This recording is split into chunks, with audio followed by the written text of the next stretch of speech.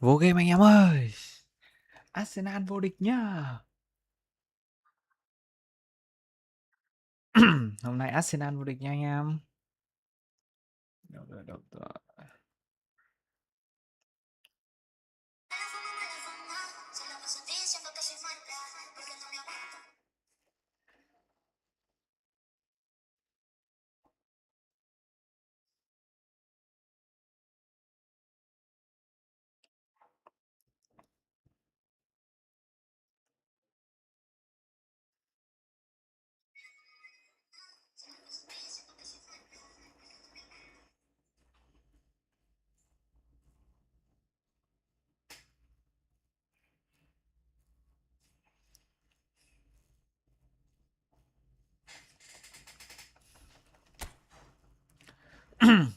Anh em cùng vào cổ vũ Arsenal vô địch anh em ơi.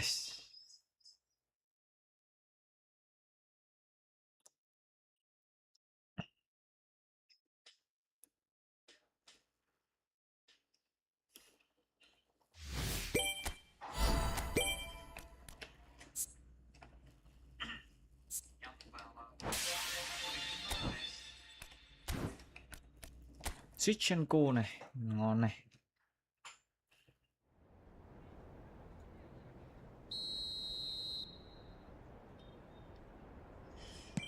Ôi giời ơi. Arsenal vô địch nhá.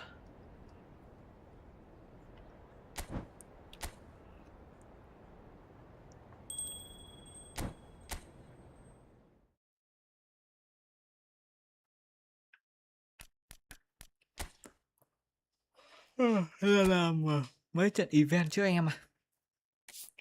Mình còn khá nhiều event chưa đá được. Cái này đã được chưa nhỉ? Được tiền chưa nhỉ? Này thắng chưa là chưa thắng à? 3 rồi thắng này.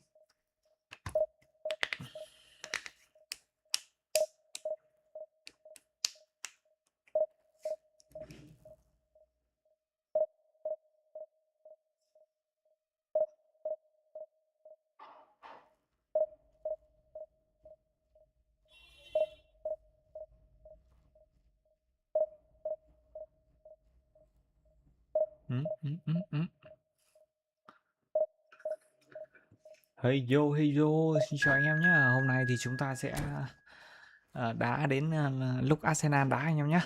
Xong rồi ra cổ vũ Arsenal anh em ạ.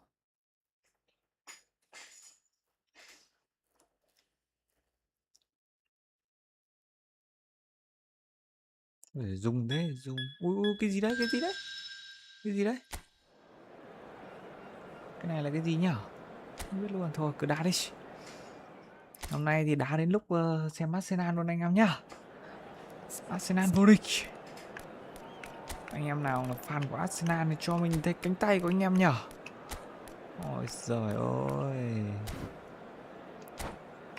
Arsenal năm nay trận này thắng Man City là vô địch luôn, không nói nhiều. Nói thế luôn cho nó nhanh anh em nhở. Anh em nào mà fan của Arsenal thì comment cho mình với nhá. Nếu mà anh em rảnh tay cho mình xin một like, một subscribe anh em.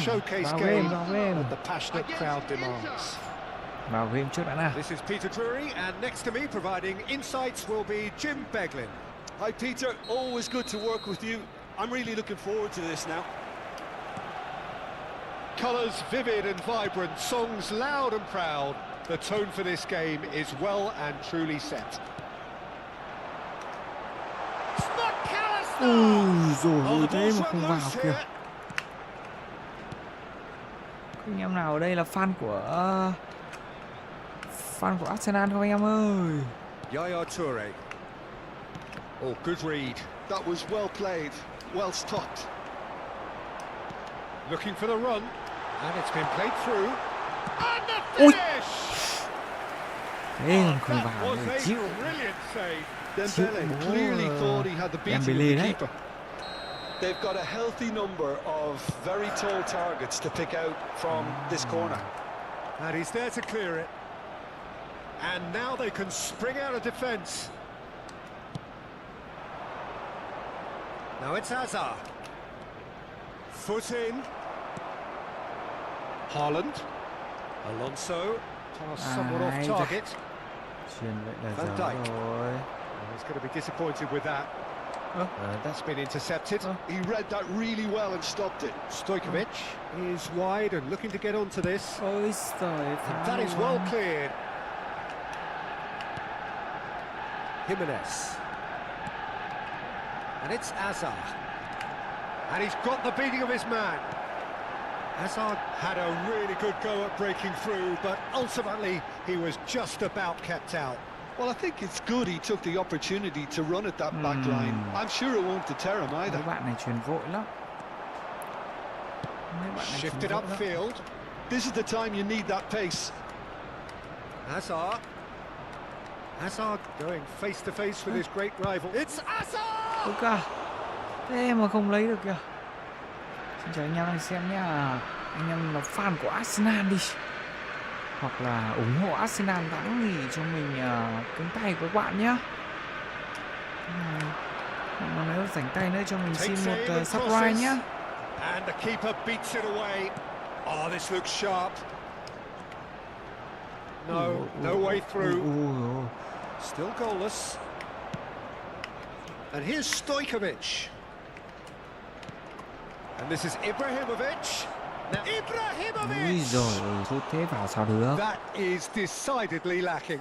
I thought it was a really good break. mới No đầu shortage có of pace nor có intensity. cơ hội mà giờ lại Exactly khó what's khăn nhở. required when on the counter Có attack. cơ hội mà giờ lại khó khăn nhở. Guardiola wins the duel this time. And it's Dembele. Timber. Ủa gì? Now it's Hazard. Lovely pass, but can he get Đúng there? rồi. It's Ibrahimovic! Trời Goal! ơi. Inter! One sweeping move, Thiệt executed à. with deadly efficiency. Well, it's an example of counter-attacking at its finest. Real cut and thrust. So the first moment of real significance. Yeah, it's rare that one is enough, though, Peter. I get the feeling they'll be wanting another as soon as possible. He slinks shot a goal! Trời ơi, He's got a goal! quá là ok luôn. And the lead lost no time Quá at là all. ok luôn anh em Well, ơi. going behind has simply triggered a collective determination to hit back. Cứ thế and thôi they anh em mình, merit cứ thế nothing less. thôi. How very smart. He just got it right. Yeah, it's mystifying that a player of his Cứ talent thế- wasn't cứ picked thế up thôi. sooner, and he picked them off instead. Arsenal restore parity. Well, they just couldn't have responded any better, Peter. Yeah, there's the old cliche about how teams can lose focus after scoring, but you still have to take your chances. Brilliant. Passing is crisp and sharp. Yaya Toure, the arch schemer, always looking to get the team going.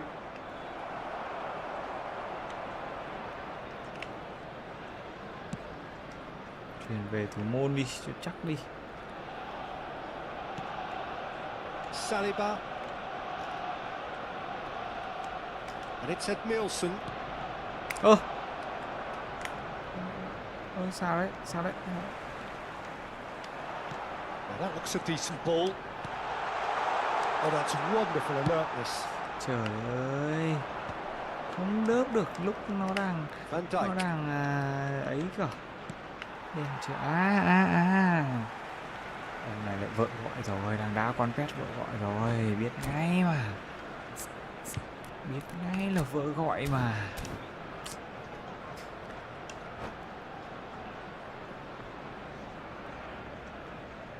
And that's Nó it. thắng luôn à. So just time for Vợ me to gọi say không thanks to về Jim sao for được. his wisdom.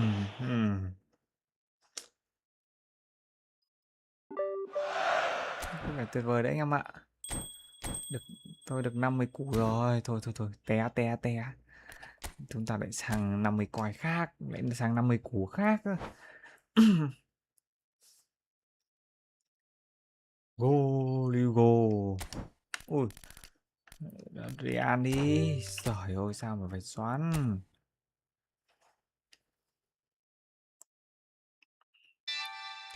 Xem đội hình như nào nào. Ui dồi.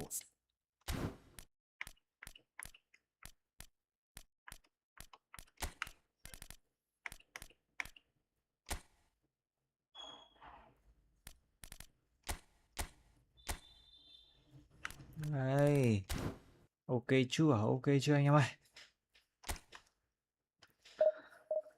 Tối nay Arsenal là phải vô địch đi nhá.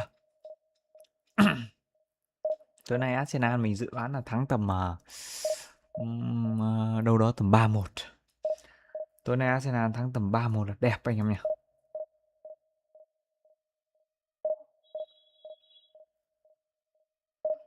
Tối nay Arsenal thắng tầm 3-1 đi.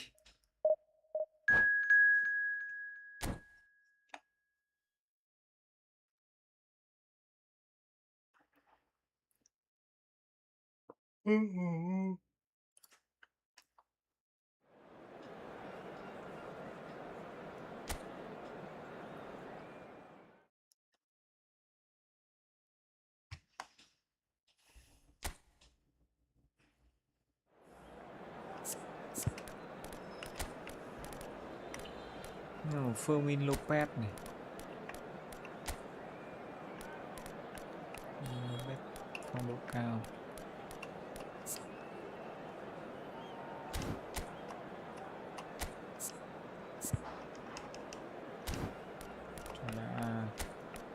Fermin Lopez.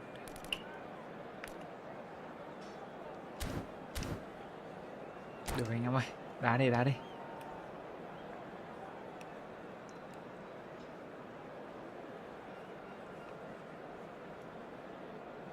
Từ A đến Z hay là alpha bet. Hello and welcome to everybody. It's an absolute thrill to welcome you to this day one clash. And no day, of course, engenders hope or optimism more than this one. Optimism which could dissipate at a rate most alarming or last all the way to the latter stages. We shall see. Well, colour and passion just oozing from the stands here. These fans love their football, and we're about to be dished up a feast of it. So we're very much on the way now. Ui, Oh, cracking ball. sút lâu thế. It's a decent chance to counter-attack. Truthfully, it was hard to see any better outcome there. And it's Olmo. Eric Garcia clears it away. Quả đấy mà không sút được kìa. Cái sút luôn đi. And we have our very first corner. Dani Olmo! Ôi giời ơi. No, he didn't quite meet it right. I think it's a very fair effort, Peter, considering he didn't have much in the way of space to play with. Dani Olmo. Alexander-Arnold. Ui, chậm rồi. And now a sudden chance to counter.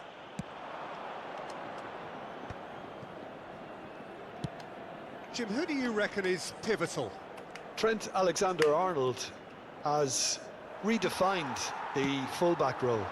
I mean, his contributions, attacking-wise, can match up with some of the leading playmakers around.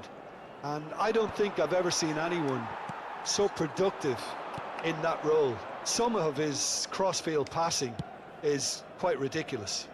No argument from me on that front. It's easy to see how his presence alone affects both sides.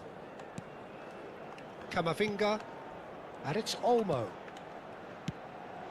And here's Mbappe. So, Jim, what has caught your eye in these early exchanges? Well, I think both teams probably feel it's too early for either to start to... Lewandowski! Oh, terrific save from the keeper. Yeah, he was well placed to deal with that. Madrid have their third corner.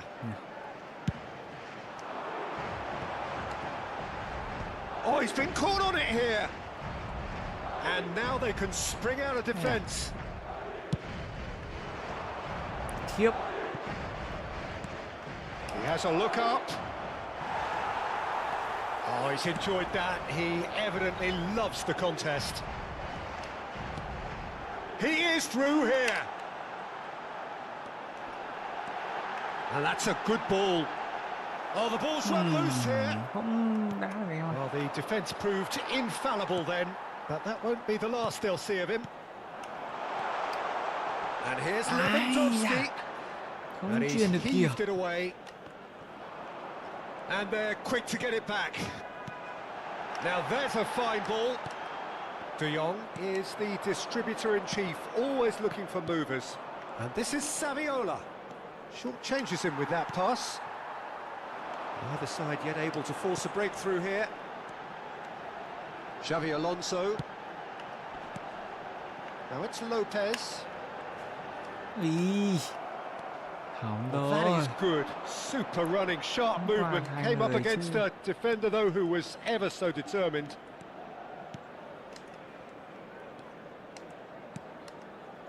Iniesta. Played out wide. Ball in towards them. Impressive jump. And he's following Ôi up. kìa. They've scored. Trời ơi, bỏ Another vào moment of magic. A real wow moment. thế mà vào được. That's what he Vãi lives for, chưởng thật Peter. em ạ. Not a lot more to add. Thế thì thành ra So the first goal of the game. Look, he's the vào one trước kìa. everyone expects to put the ball in the net. That's what he's paid to do. Fermin is offering some sort of an apology there. He made it look a bit predictable. Hello, hello, xin Aimed chào at anh the em force, nhá. and he shoots! Ui dồi, đá cái gì đấy? And the keeper has reacted superbly there. He's really looking like he's on the very top of his game here. Anh em rảnh tay cho mình xin một like và subscribe nhá. Anh em làm fan của Arsenal thì comment cho mình nhá. Comment cho mình viết.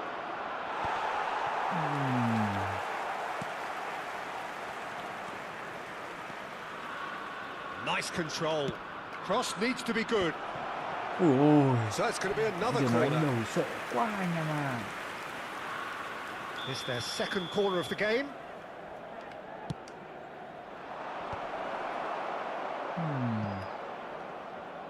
Cơ, Iniesta scooting forward. sao? Oh, nice touch. Flashes it across. Alexander-Arnold getting this one clear. Out towards the flank. Pinches it off him.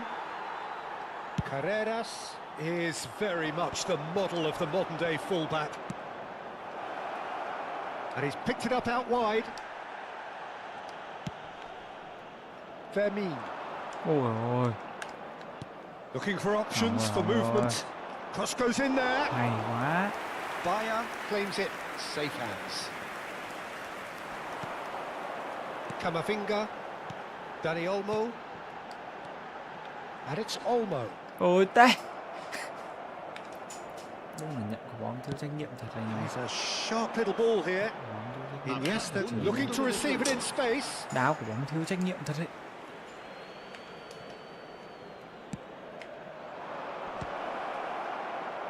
Last ditch defending, but that'll do. Now that looks a decent ball. Mình chuyển cho thằng kia chạy And that chứ. signals the end of the first period. A very combative, competitive half with just the one decisive Hiệp 2 làm moment. bỏ ăn này luôn. It's been compelling stuff. Madrid trailing by the tightest of margins Bao at nhiêu cơ hội half-time. này. Sút không ăn. Well, obviously things Nó are not ăn good, được Peter. rồi. It seems the team were just a bit too busy là playing sự within việc này, themselves, áp bóng đá. too Ôi, tentative. cái gì They đấy? have to improve and make it fast. Well, that just about sorts out the first 45 minutes, Dễ and vậy, we'll be back đá with the dễ vậy second thì ai chả đá very soon. được. The second half is up and running. Well, I think starting this half in a strong manner is essential, Peter, if you're chasing the game, which they are. You know, go with intent and purpose. Let your opponents know you're not just Ôi going kìa, to quietly sao bow mà down. thằng kia không lấy được. That's an imaginative Chỉ pass. có đá ra biên thôi. It's a promising position. Aimed beyond the defence. In by Cancelo. How that cross missed everyone is an absolute mystery to me. It warranted a finishing touch. Alexander-Arnold.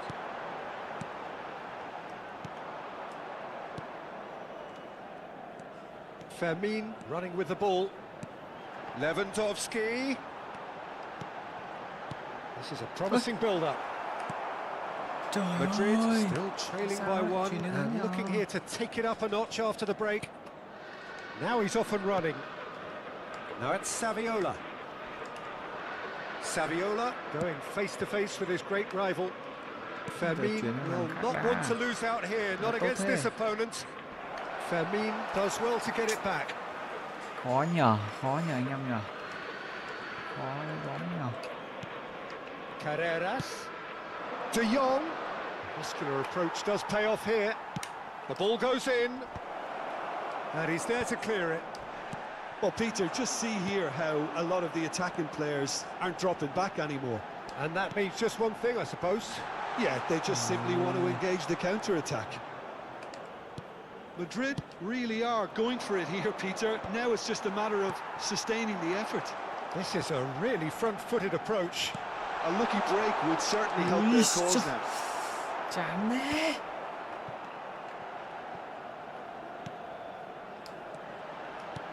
Lewandowski. Well, he certainly wasn't in the mood to take any risks. Knocks it into space.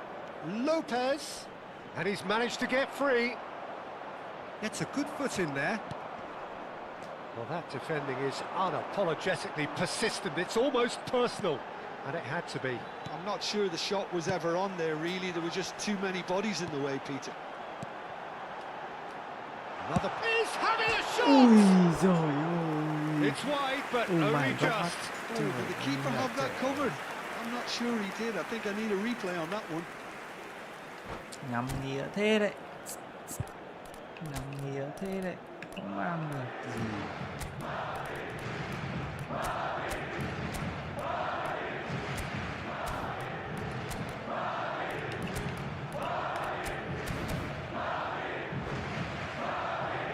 Nhắm lắm anh mà không ăn được. Buồn này mà.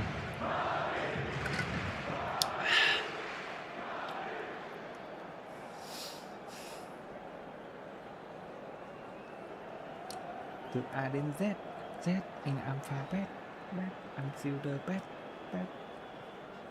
Se va a producir un cambio de La jugadores. la. El So dorsal changes of foot here and from both sides. serán sustituidos por el dorsal 20, el dorsal 13.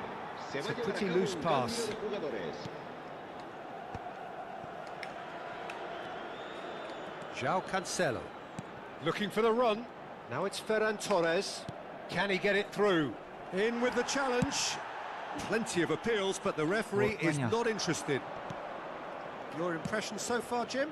We've not seen much from this team as a whole, Peter. Okay, that's largely due to the way their opponents have approached it, but they can up their game considerably, and I mean considerably. Bellingham. Ôi. Now, can they get him away? Cross deflected over the goal line for a corner. So, third corner of the game.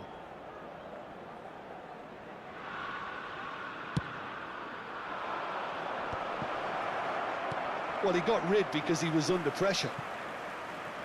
I think the message here is quite clear, Peter. They want another one and will seemingly keep going until they get it.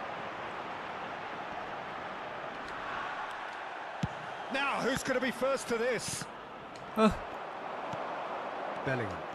Yeah, they were looking for a counter-attack. Great vision. Threads one in. Rafinha has it in a wide position.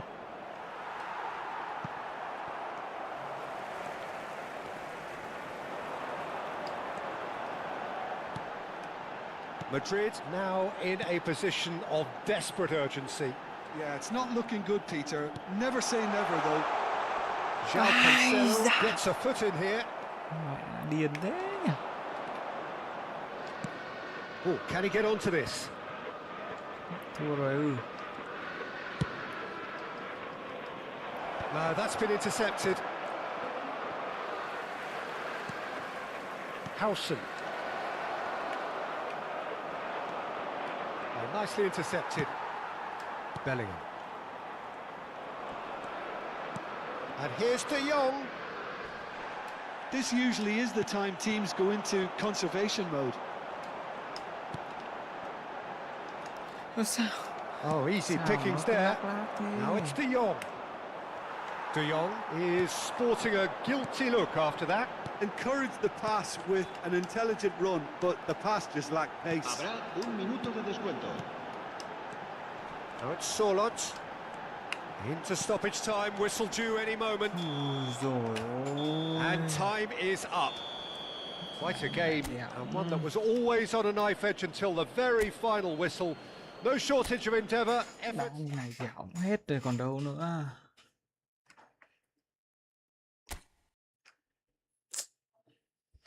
Chán quá anh em ạ.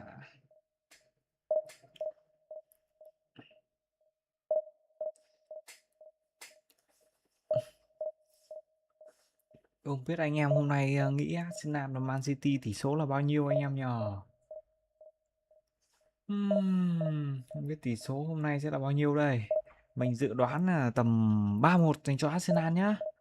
Anh em có dự đoán nào khác không nhở? Xin chào anh em đang xem nhá. Tìm trận đây anh em ơi. Trong lúc tìm trận này anh em dự đoán là Arsenal và Man City nhỉ?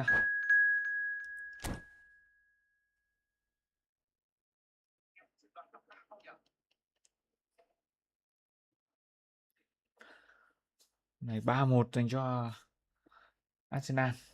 Arsenal là người ghi bàn trước. Đấy, đó là dự đoán của mình. Ồ, anh em nào fan Arsenal cho mình xin một cánh tay nhá. Anh em nào rảnh thì cho mình xin một like và subscribe em ơi.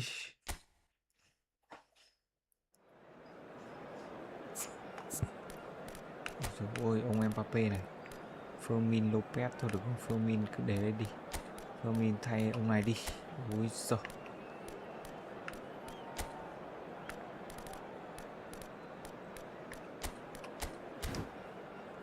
Rồi, đá đi. Đá đi anh em ơi. Múc luôn. Về cơ bản dĩ nhiên là bên phía Man City hôm nay chắc chắn được đánh giá cao rồi. Phong độ của họ đang là cực tốt. Phong độ của Man City đang là cực tốt nhá. Nhưng mà mình vẫn nghĩ là Arsenal hoàn toàn có cửa ăn thôi. Nhưng hôm nay là đội hình gọi là khá là mạnh rồi đấy.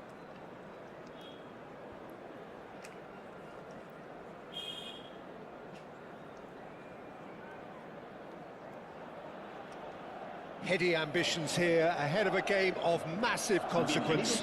The objectives are clear. To miss out on them would be unthinkable. Well, the stage is set for a stirring showdown here. The supporters in great voice, and there's a real sense of anticipation in the air. Game on. So straight into the action. It's us or them. Always has been, always will be. Jim, who do you reckon is pivotal? Trent Alexander-Arnold has redefined the fullback role. I mean, his contributions attacking-wise can match up with some of the leading playmakers around. And I don't think I've ever seen anyone... Tấn công viên là ổn đấy chứ. Úi dồi ôi. Cái đầu là của Dani Olmo actually didn't do an awful lot wrong, to be honest. No, he's not going to get any further than that. Some intricate passing, looking to progress the ball. Alexander-Arnold. Pass somewhat off target. Nice-looking ball. Loose ball now, and there's a chase on to retrieve it. And it's Valverde. Valverde! And it's been hooked away. Không ăn được quả. Quả đó Mbappé chơi gọi là đồng đội quá nhỉ.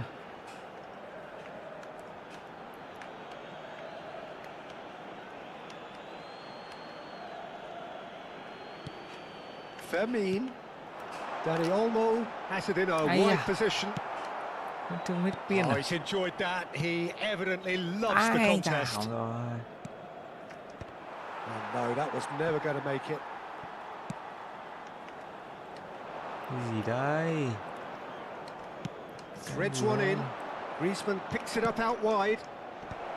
That's a decent clearance. Oh, he's been caught on it here. And the cross comes in. Howson can get it clear. Howson ở đây, có Huysen ở đây mà.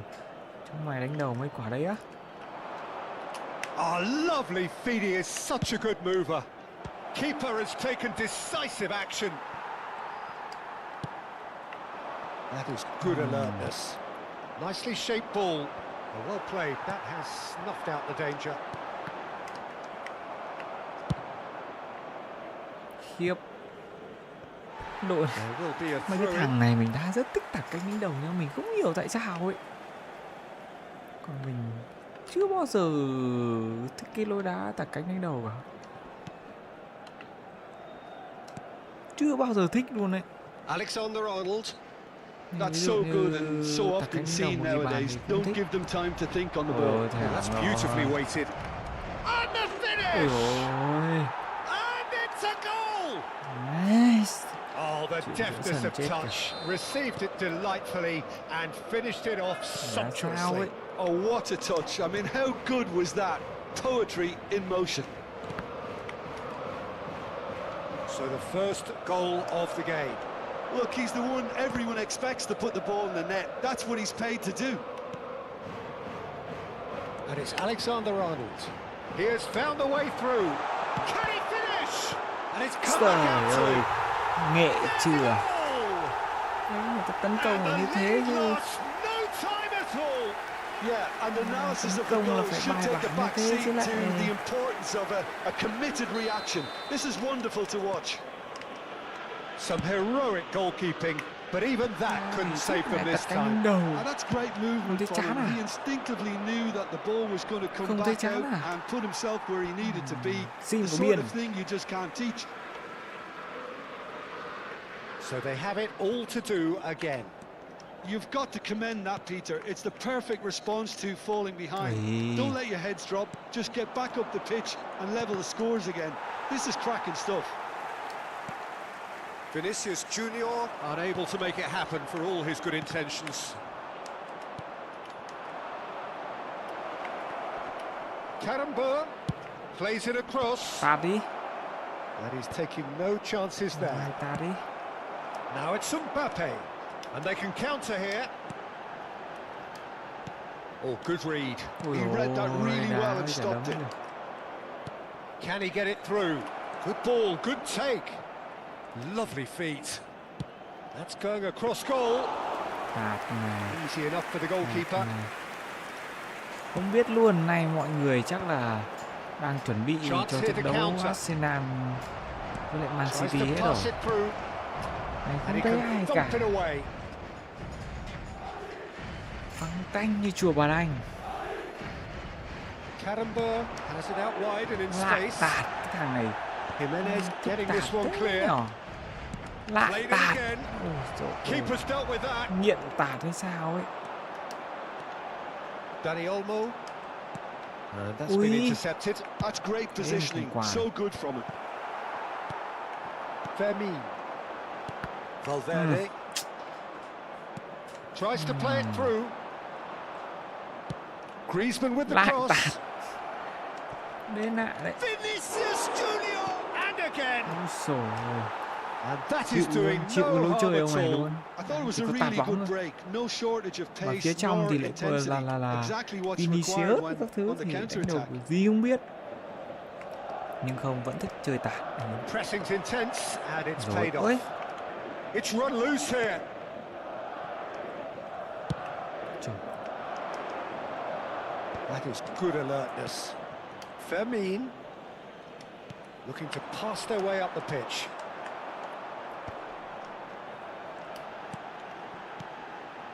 Now it's Valverde. And that has left him in a heap. And here's Valverde. And here's Mbappe. Habrá 2 minutos de descuento. Edmilson. Now Howson. Well seen. Saw that coming. That was well played. Ah, kìa. Well stopped. He's through here. Mbappe. Tạt đến That's chết a anh em ơi. kick. Ông này gọi là tạt đến chết đây. This possibly the last play of the half. Trong nào ăn được thì thôi. Sợ thật.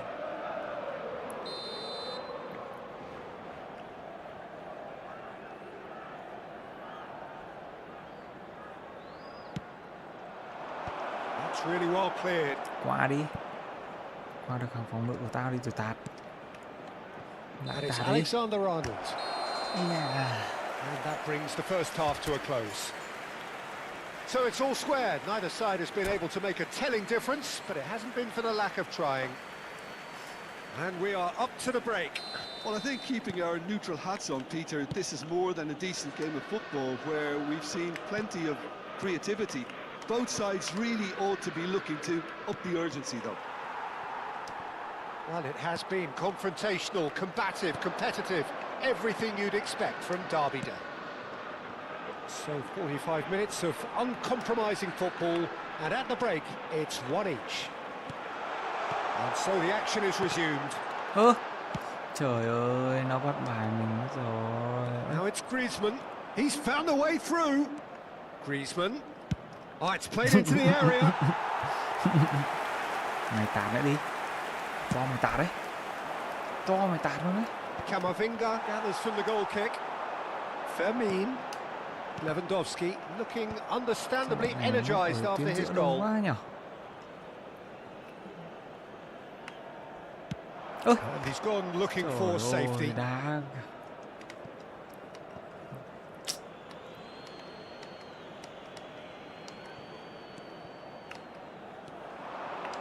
Griezmann has the space to scheme. Hết bóng luôn.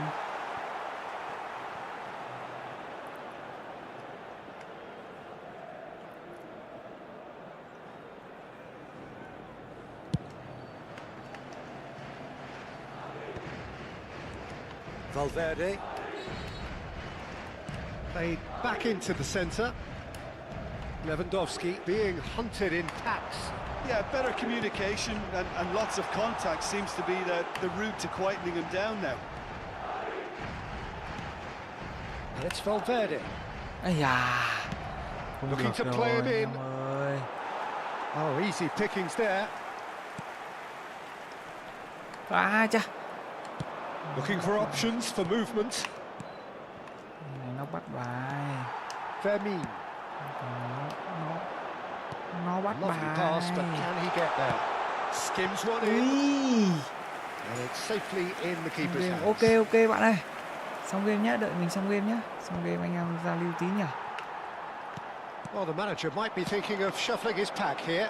Well, you would hope for some movement off the bench, Peter, knowing you get an extra sub in extra time. Ai à. Al Kubasi is there, and he can get that shot. Surely, it's loose, and there's a race for the ball. And he's in on goal, shapes to shoot.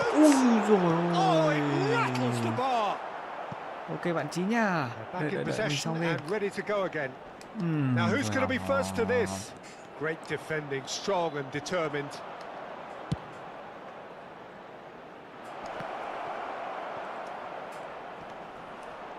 Oh, sweet feet. A quick look, thought about cutting inside.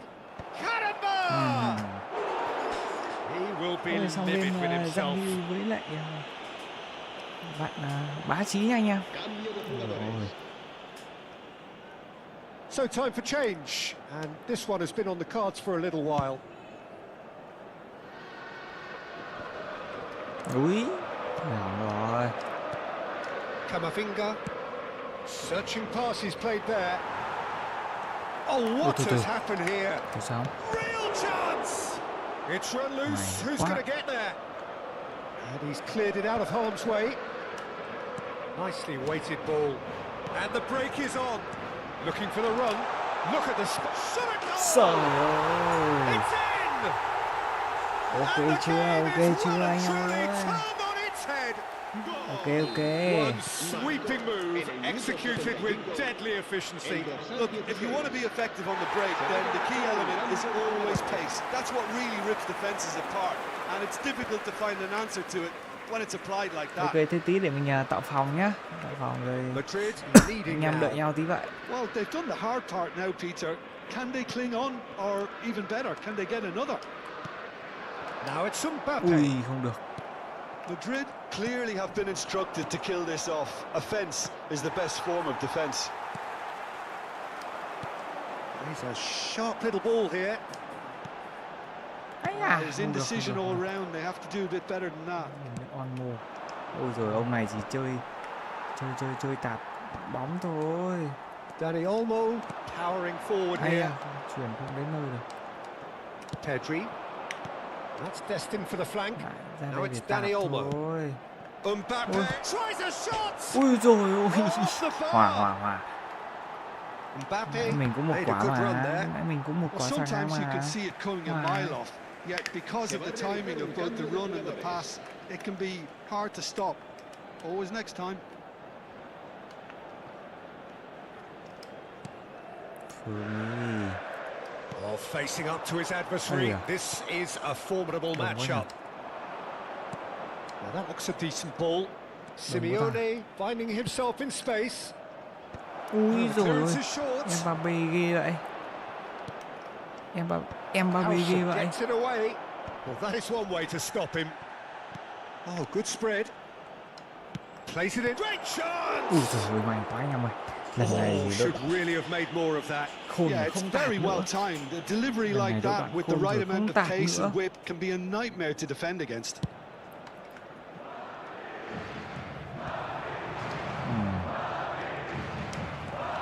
Dani Olmo. Lopez. And he's managed to get free. Đi là phải Lewandowski gets flagged offside. sau game sẽ giao lưu bạn 39 nha anh em ơi. But now it's a case of waiting for the whistle.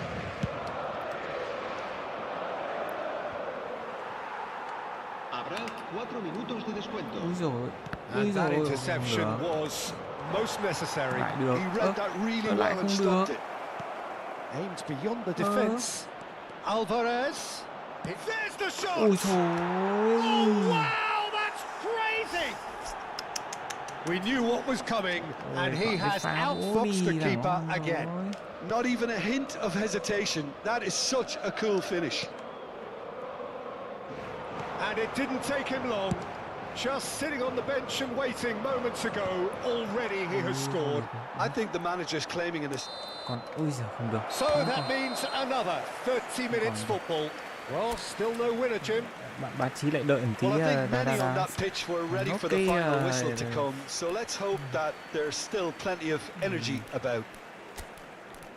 Well, no winner after 90 minutes. Another 30 minutes, hopefully to make a difference. Hỏng bài luôn.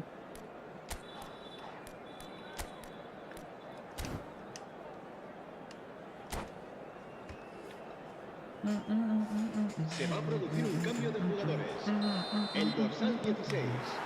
El dorsal Don't test this for the endurance, for the character of the players as we head into extra El time. dorsal 14. Xavi Madrid Alonso. pay the còn gầy price gầy for chân. failing to close out the match in normal time. El dorsal Can they 20. avoid the same fate here, where the consequences are still more serious? Oh, he's found support out wide. Valverde really struggling to influence the game. Look, he could do with someone else taking responsibility to shift the target. He badly needs some help here. It's all a little bit desperate, but it's got the job done. Yeah, they showed a vulnerability until the move was stifled. That'll have stirred a little concern. Some really good ball movement. Big chance! Well, now it's a race for the ball. Oh, he's been caught napping. Kìa. Dani Olmo. Simeone. Ôi That is a thôi. little undercooked. Played out to the left flank. Dani Olmo providing an out and the shot! Ui giời ơi, Oh, mày it's come thế. off the upright. Vừa xong rồi. Another one of football's and Ok, how mình cũng moments. đang đá hiệp phụ nữa Well, cơ. we could be headed for Mình a đang đá hiệp phụ scenario nữa in nhé. which next goal is the winner. That chance could have been it too.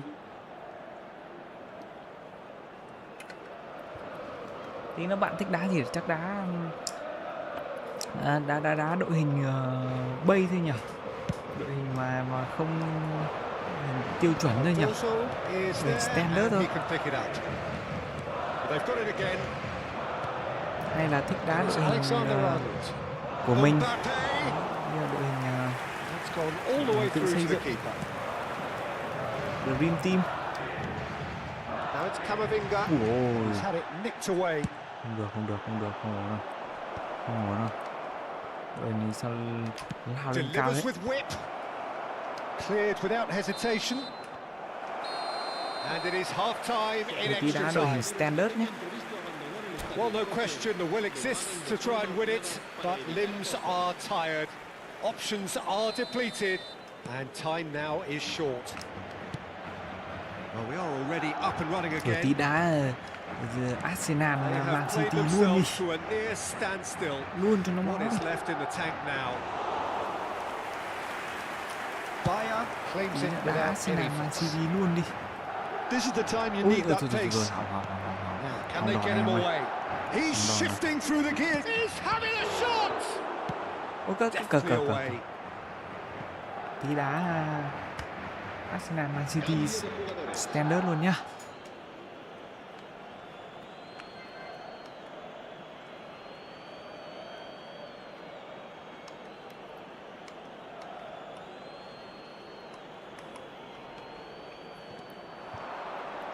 Biết.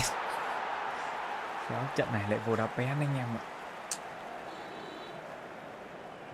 Valverde. Oh, that is asking for trouble. Ghét nhờ.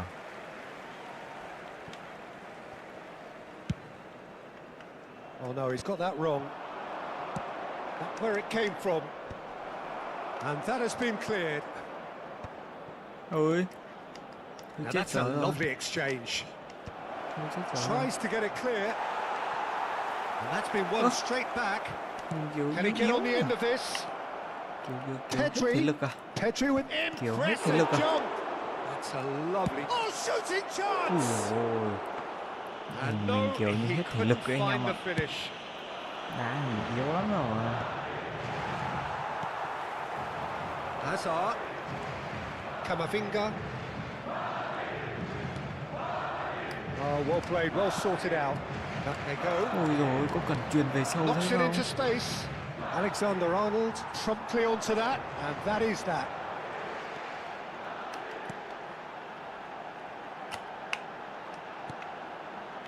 And he cuts out the supply. Cũng bị bắt bài rồi. I think we might be done here, Peter. I don't see there being enough time for them to try again.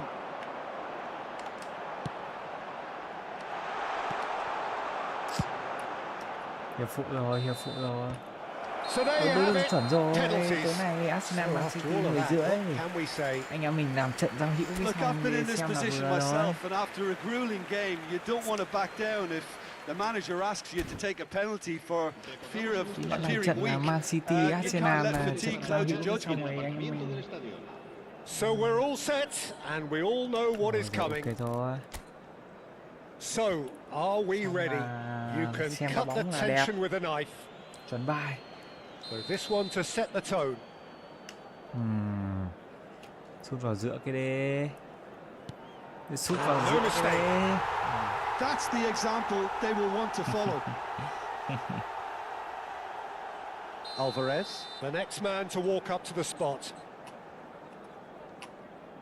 Sút vào đâu? Sút sang bên nào? Sút sang bên này đúng không? And he Ái makes it da. one each. Sút A sang bên đây swift à? riposte. Hazard, second in line for them.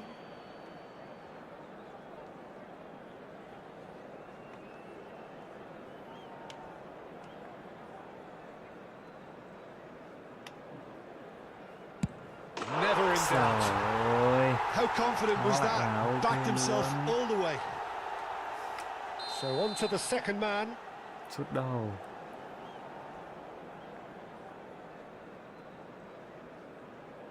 Đến đây tiếp nha. Credit to him. chà, You really sút need courage to do ổn that in đấy. these circumstances as well. Ổn đấy. We're on to number 3 here.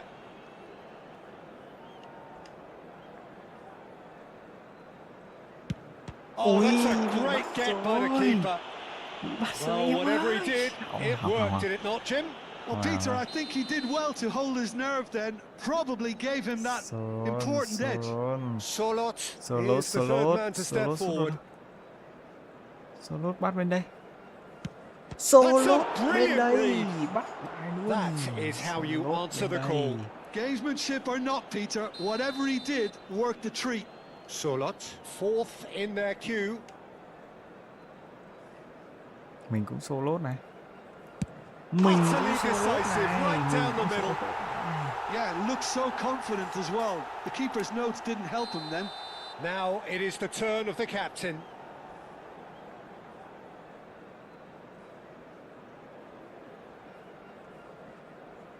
Bên đây tiếp anh em ơi. Bên đây tiếp. Ai Sent in the wrong way. khôn thế And nhỉ. it's 3-3. Khôn thế nhỉ. Valverde is the fifth volunteer.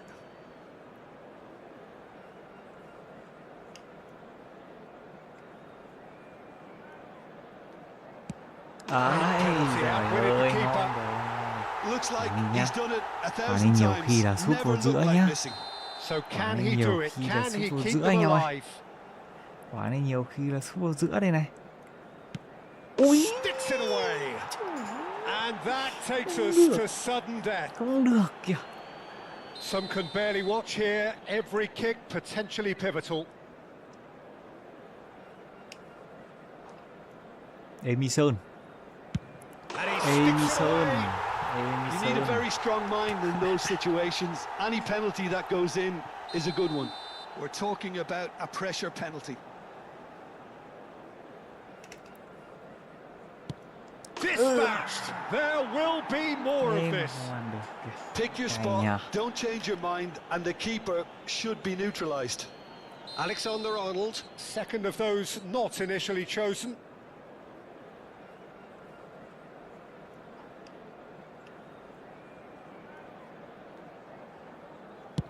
Well, any penalty Ôi giời converted ơi, is a sút good thì đỡ penalty, sao. so he did his bit Thế there. thì đỡ sao được. Nào. Sút thế Well, you thì know đỡ what I'm sao going to được. say, Peter. It's all about nerve. Bắt bên đấy tiếp. Bắt bên đây luôn. Bắt triệt để bên đây luôn. And they Bắt have triệt để done bên it đây luôn. in sudden death. Well, that's Sút của just nó hơi bị wonderful, nhiều Peter. đấy. The pressure was on, but that's just superb mentality. The mindset did stay strong. Madrid Ngon luôn, thắng này have anh em ơi. done it. Giờ đợi bạn bá trí làm một trận giao hữu rồi anh em vào nhá. Rồi anh em xem đá bóng nhá. Trái, đấy. Gây ta. Ôi giời ơi, quá chuẩn luôn. Mỹ Nhung đoán quá chuẩn luôn. Quá đẳng cấp.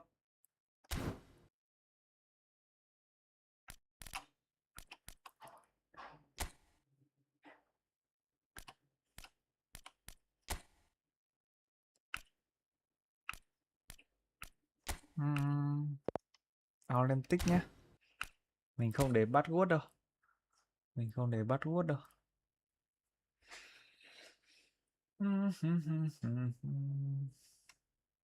Đây nhá bạn Chí ơi. Có cái tên room, số room ở trên góc đây nhá. Bạn bá Chí nhá. 192 này. 53 58. Đấy. Mình để số tên room ở đây nhá. Set up nào. Password không này, standard này, có chấn thương này. Thôi không đá hiệp phụ nữa nhá, đá pen luôn đi. Thay mắc 5 đá như bình thường thôi. Rồi ok.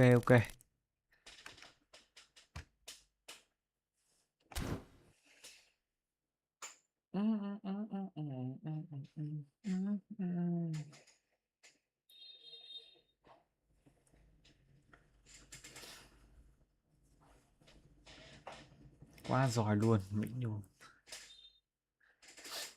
Thắng được một game đá pen, quá hay. Thì lấy ít nước nào.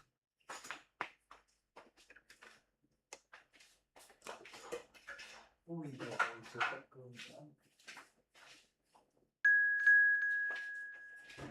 Đây rồi. Có bạn Chí vào rồi. Mình vào thôi nhỉ. Có đúng bạn Chí không đây? Go, ok. Ngon luôn. Go luôn.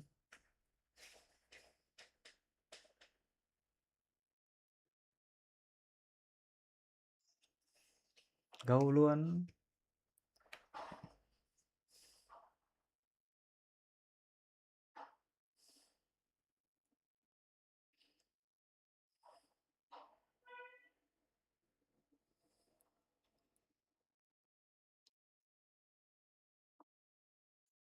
Ok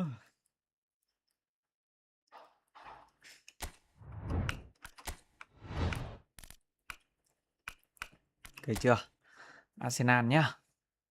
Đấy, anh em giờ Arsenal Man City luôn anh em ơi. Ngon luôn này.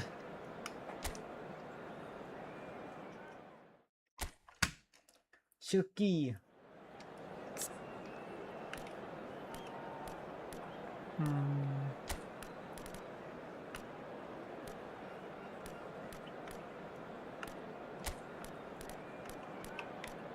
Đá thế này luôn đi. Đá thế này luôn cũng được.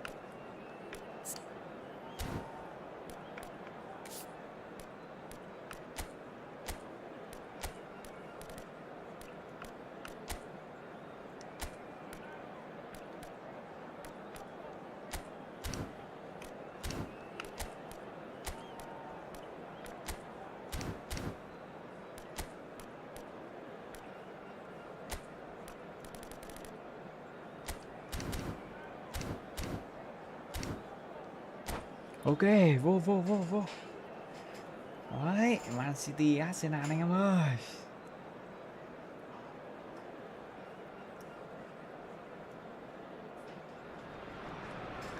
And so the calm before the storm. A game this so engraved into sporting history. These two teams have squared up so many times before.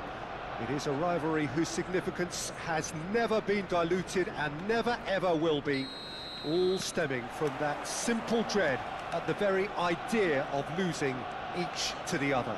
Everyone here is obliged to win. Well, there is here a great sense of expectation as to universal contentment. The Emirates embraces Arsenal once more. So the gloves are... Gets his head on it! Ui, trời ơi, không vào kìa. So, Jim, who would you identify as the key man in this fixture? Yeah, Bernardo Silva. He's a real box of tricks, Peter, with a super first touch and a really nice, silky smooth dribbling style. He's also got an eye for a telling pass, and he's a more than decent finisher too. What we don't usually comment on is his phenomenal work rate, and that will be a standout for this team over the course, I can assure you. Yeah, I'd have picked him too. No doubt the fans feel much the same way. That's just playing it safe and simple. That has not gone well. Now it's Odegaard. That's very disappointing, it has to be said. Haaland is onto this, and it's Rodri. That's an imaginative pass. Shirky is flagged offside.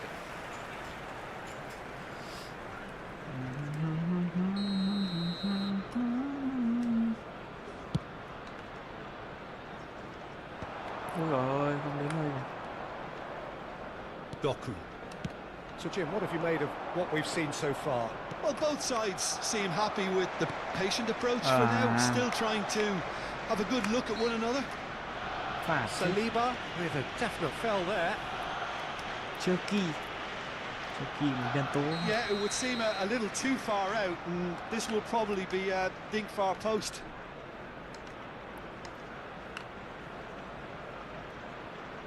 Kèm chặt rồi. Well, he got rid because he was under pressure. Doku. No change to the score, 0-0 it remains. Distributed tidily. Now it's Madueke. Cherki. Now it's Doku. And it's been played through. Now the whistle's gone, presumably for offside.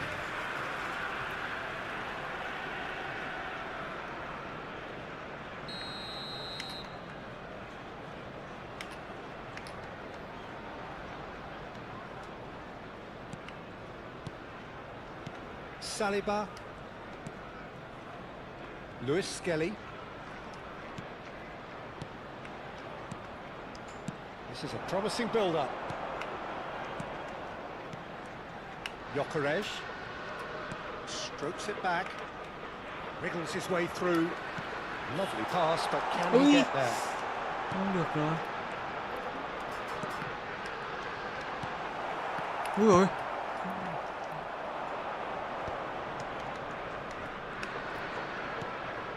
Yehi and Kusanov. Tí nữa là bắt bài được nhỉ. Matthews Nunes. Semenyo. Cherky.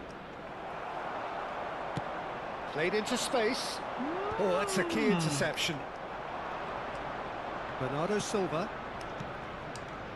Now Semenyo. And he's worked it through. Lovely ball and a real chance now. Cherky showed plenty of zest in getting to the ball, but couldn't quite sort it out. Gabriel. Saliba. And it's White. And Madueke. He's picked his way through. Madueke.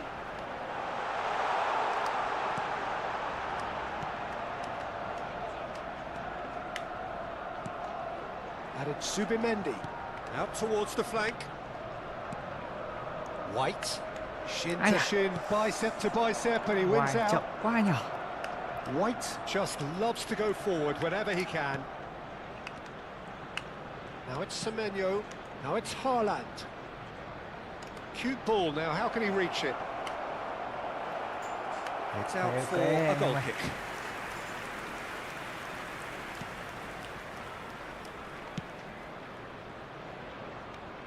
Doku cuts it out. Now it's Haaland. Well, a goal here just before half-time could mean a great deal. Rice. And it's Lewis Skelly. Turns back here, probably the best option. Played out towards the right wing. Now Subimendi. White. Very nicely done. And he whips it in. Kusanov can get it clear. Không được. Cherky. He won't be happy with that one. Gyökeres. Well seen. Saw that coming. He read that really well and stopped it. Cherky. And it's Rodri. There will be 1 minute added time. And here's Semenyo.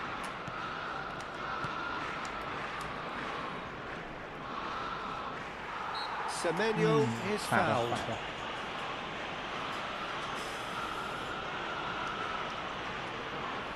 So the last big chance perhaps before half-time. Yeah, plenty of jostling in that box, they just need a good delivery. Now he's got space here. And Sự it's cần sự thay half-time. đổi nào nhỉ? A decent enough half, but either side able to get on the score sheet. Time for some fresh ideas in the second period, perhaps. What have we learned from the first 45 Đá minutes? thế đi. Well, I wouldn't say it was the Đá thế most đi. potent performance, Trời ơi. Peter, but defensively, very Đi. composed. The scoreline might still be 0-0, Nào, but tập I'm trung nào. expecting things to open up a bit more in this second half. So, no breakthrough from either side, 0-0 after 45 minutes of action. And we're already back up and running after half-time. Arsenal clearly have been the better side here, so if I was to say anything to them, it would be just keep going. If it's not broken, don't try to fix it.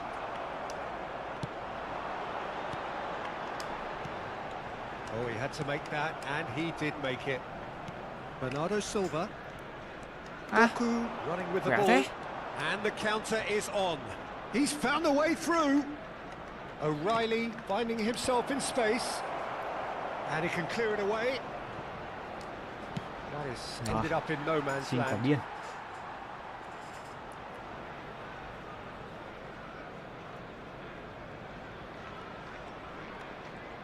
Oh, that's really good play on the right. He's driving forward. White. Subimendi. And it's Ødegaard. That's really nicely played. Rodri không được deals with rồi. that comfortably. And that pass is somewhat less than ideal. Arsenal clearly didn't help themselves by telegraphing that one. It was always going to be intercepted. Can he get on the end of this? Doku.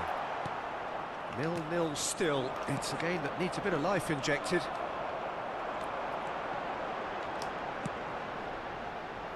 Now it's Odegaard. White. It's loose now and they want to get it back. The attendance for this match was It'll be a throw-in. 51,052.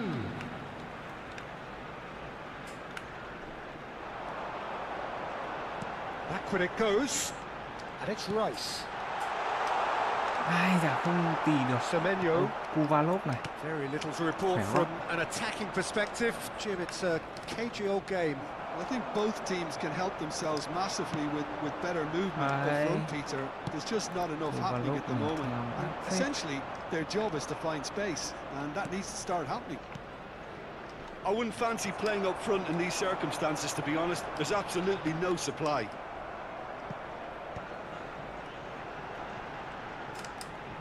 Done delicately. Gets flagged offside. Còn chuyển cho Odegaard thì hay hơn. Chuẩn bị thay nhỉ? Thay ông. The pressing's intense and it's paid off. So Jim, is that the manager telling the forwards that they must stay forward for now? Well, I think he just is concentrating on the shape here, and he wants them to press as high as they can and get in the right position to do that collectively. Yeah, they were looking for a counter-attack. Arsenal needed that. They really needed it. Well, that tackle was immense, and so was the relief. The great escape. Oh, no joy this time.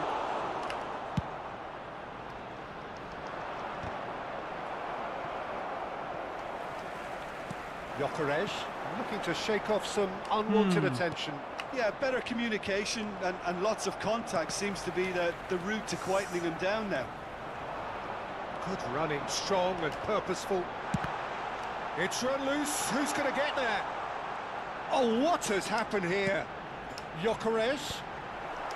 And that should get the job done. Nice. Well, there's no doubt that they want to win this, Peter. They'll have to maintain the energy and dynamism until the very end, though. Great chance! No messing about, just bludgeoned away. Các bạn thay người anh em ơi. Sút mãi không vào rồi. Nào, chúng ta bắt đầu có những nhân tố gì vào đây? Đâu rồi? EZ của tôi đâu? Rồi, EZ này. Bukayo Saka đâu? Bukayo Saka. Bên ngoài hay bằng Ryan Timber.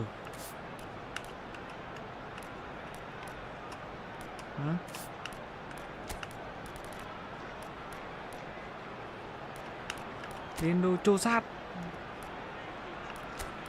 Chúng tôi cần một người khéo léo. Ok.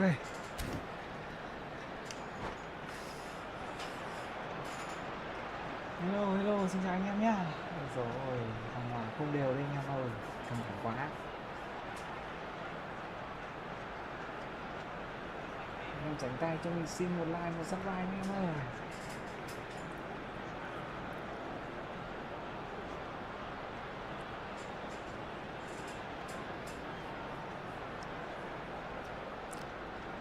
Bạn Chí ơi, đá Hòa đây là đá pen luôn nhá.